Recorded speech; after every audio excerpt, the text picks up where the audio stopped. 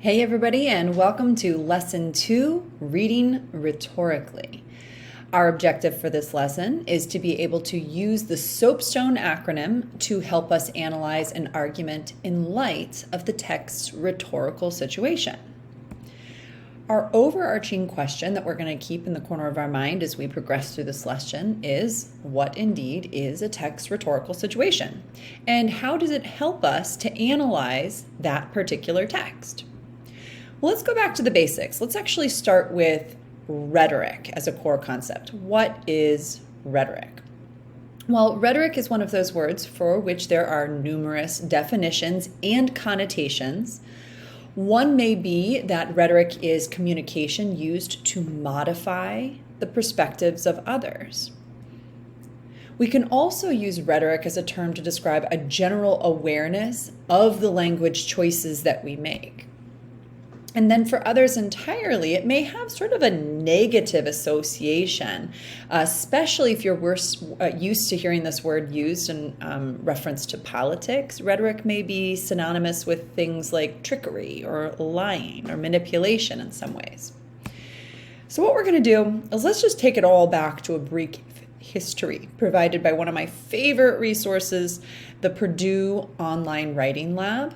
They have a brief 3-minute vidcast which we are going to listen to in order to get the scoop. Grammarly is by your side, especially when you have a mountain of work.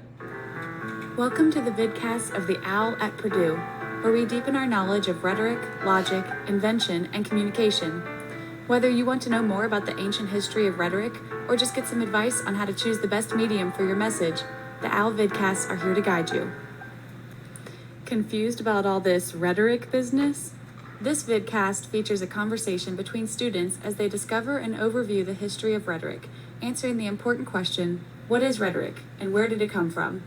As you listen, try to make connections between the history of rhetoric and the many rhetorical terms like logos, ethos, and pathos you've likely already heard in your English composition class. An understanding of where terms come from helps us think more critically about their use today. Enjoyed the vidcast. When I think of rhetoric, I think of it primarily as an awareness of the language choices that we make. Yeah, I guess I think of it that way too. But there's a history to rhetoric as well. I mean, isn't it almost impossible to talk about rhetoric without talking about that history? Yeah, I think you're right. When most people think of rhetoric, they think about politicians using language just to get what they want. But there is a long history to rhetoric that is really important. Yeah. Rhetoric as we know it first came out of a Greek tradition of preparing speeches. Greek elders who were experts in rhetoric would teach young, wealthy Greek boys specific rhetorical tools that the boys would then practice. They would memorize long speeches using these rhetorical tools. Right. And this went on for a long time. But the problem was, not everybody was allowed to do this. What do you mean by that? Well, there was a belief that only certain classes of people were qualified to participate in these activities, but that changed when the Sophists came along. Yeah, who were the Sophists again? The Sophists believed that they could teach anybody to use rhetoric for the right amount of cash.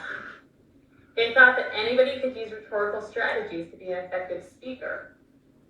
Yeah, but not everybody was very happy with the Sophists about that. In fact, some people thought that they were ruining this ancient art called rhetoric. They did believe that, and that's part of the reason that rhetoric came to be seen as negative. People thought that if everybody learned how to use rhetoric, strategies would become meaningless and empty, and then people wouldn't be concerned with the morality or the truth of their arguments. Fortunately, though, that's not what happened. Instead, as we moved from more oral to written traditions, we found that we could apply these rhetorical strategies to our writing to make it more effective. But here's where I don't get it. I understand the history, but how does an understanding of these strategies make writing more effective?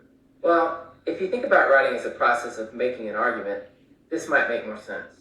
I don't mean argument in the negative sense of the word, but more as argument as persuasion. So rhetoric then is using the available means of persuasion to make an argument. I get it. So I use these rhetorical strategies to shape my writing. Now I understand why instructors talk so much about terms like audience, ethos, pathos, logos, and others when they talk about rhetoric. These are all tools we use to make our arguments more effective. Exactly. So like I said earlier, rhetoric is about using language in the most effective way. Applying rhetorical strategies helps you make choices in your writing so that you know how best to use language to make your point. Fantastic. I couldn't have put it better myself. So let's talk about that rhetorical situation phrase that we referenced earlier. What essentially is the rhetorical situation of a text? Well, what we're talking about here is the larger context or set of circumstances within which a writer or a speaker communicates. It answers questions like, what are they communicating and why are they communicating and to whom are they communicating? Now, that can include quite a few pieces. So we have this fabulous little acronym entitled Soapstone that is going to help us to remember all of the different components that make up the rhetorical situation of a particular text or oral speech. Soapstone begins with S, which stands for subject. O for occasion. A for audience. P for purpose, S for speaker, and T for tone. All right, now let's see if we can't break down each of these pieces into a little bit more specific description. All right, so subject. Let's talk about that subject. This is essentially the main idea, the issue, or the topic of the piece of writing or the speech that's being given. What is it mostly about? Occasion refers to the time and place of the piece. It's the context that prompted the writing. Now, all writers are influenced by, let's call it a larger occasion, essentially an environment of ideas or attitudes and emotions that swirl around a broader issue. All of the things that are happening in the world that may have influenced the thoughts that make their way into their writing or speech. Then there is an immediate occasion. An immediate occasion is oftentimes the very specific event or situation that catches the writer's attention and triggers a response. So if we're talking about Martin Luther King Jr.'s famous I Have a Dream speech, the greater civil rights movement, the larger atmosphere of segregation and push for legislation, this is going to make up the larger occasion that helped to shape and mold his ideas that made it into that speech. But then the specific occasion at which he spoke was the Million Man March on Washington. All right, now let's talk about the audience, a really essential component to this context. Audience refers to the group or readers to whom a piece is directed. Now, the specific identity of that audience is going to greatly influence the speaker's rhetorical strategy and choices. Think about a simple argument that you might make, right? You need to convince someone in your home to allow you to borrow their car so you can get where you need to go, right? Now, the kinds of arguments and the tone that you may use is going to be really, really different if you are asking sweet little grandma versus, let's say, your older brother or sister, right? Now, one needs to consider the mental and emotional state of their audience, their past experiences, their social class, their education level, perhaps their gender, and in particular, whether that audience is sympathetic to or unsympathetic to the speaker's point of view. All of those different details are really going to be essential in trying to determine what's going to be the most effective strategy in persuading that audience. So we really want to break down that audience into its fine details. You also want to keep in mind that there may be multiple groups for which a text is directed. So always be thinking about the larger who. All right, now let's talk about purpose. Purpose refers to what the author hopes to achieve by writing or speaking. Now, to determine the purpose, you want to consider the question, what does the author want his or her audience to do or believe as a result of encountering that text? And oftentimes that will lead you directly to that larger purpose. All right, now the speaker.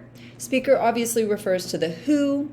Now this is hugely beneficial to understanding, what and how they're trying to communicate to their audience. So just as we broke down the audience, we want to really think specifically about who that speaker is. Consider their age, their gender, their cultural identity, their experiences and their political beliefs, their educational or their professional expertise, because all of that is going to be a key factor in how and what they communicate. Now, the last piece of our rhetorical situation refers to tone. Tone is the speaker or the author's attitude towards the subject of which they are speaking and or the audience that they are speaking to. Now, we want to really carefully dissect the diction and the syntax and the imagery within a particular text or speech in order to detect that tone. Tone is really similar to emotion words. If you've ever had somebody ever say to you, watch that tone with me, they're really referring to the kind of attitude or the emotion that's communicated through your words and through your voice. And it can be a number of different tones, right? Tone can be critical. It can be objective. It can be passionate. It can be sarcastic. And oftentimes what happens is the tone that we channel gets projected onto our audience. Another important thing to consider is that tone can definitely shift throughout a single speech. Oftentimes there's like a predominant tone within a speech, but we also know that it can shift and fluctuate over the course of the speech, beginning to end. All right, now what do I mean when I say reading rhetorically? Well, to achieve an even greater depth of understanding of the speech or the text that we're reading, we want to look beyond our initial close reading of the literal text, and we want to ask ourselves, why? We want to view the work through the lens of its rhetorical situation. Those are those soapstone components that we just discussed. We want to ask ourselves, why did the author choose the claim or the piece of evidence or the appeal or the tone that we see in order to achieve his audience or reach her purpose? Now, if you are looking in the lower right-hand corner of our screen here, you see something known as the Rhetorical Triangle. And this is a symbol that helps us to understand the way each of these different pieces influences each other, right? The author and their background and their experiences is definitely going to influence their purpose, and how we get to that purpose is intricately connected to who they're speaking to, their audience. So we're always trying to look in terms of relationships and how every single choice is impacted by this rhetorical situation that underlies the entire piece. So in conclusion, in order to gain a more critical understanding of how a text functions, one must analyze the text in light of its larger rhetorical situation or context. Now, how do we do that? Well, we do that by determining the context of a text by using the acronym Soapstone: subject, occasion, audience, purpose, speaker, and tone. We want to remember that each element of this text rhetorical situation is influenced by several other elements, known as the rhetorical triangle, which thereby drives the message. Last but not least, when we are reviewing the text, the question that should always be at the forefront of our mind is why? This is what I see, but why did they make this choice? All right, good luck digging a little bit deeper into your next text.